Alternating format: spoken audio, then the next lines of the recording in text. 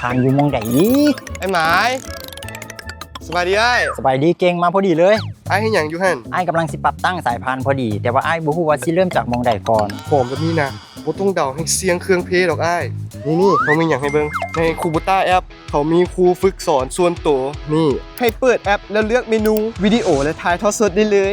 ในหั่นสิมีวิดีโอการบำรุงรักษา และวิธีการเปลี่ยนอะไหล่ตามระยะแบบละเอียดทุกขั้นตอนเลย ปาดคือดีแท้ ดีแน่นอนได้ไหม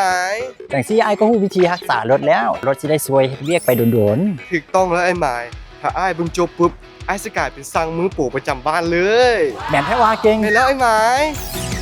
คูโบต้าแอปโหลดเลย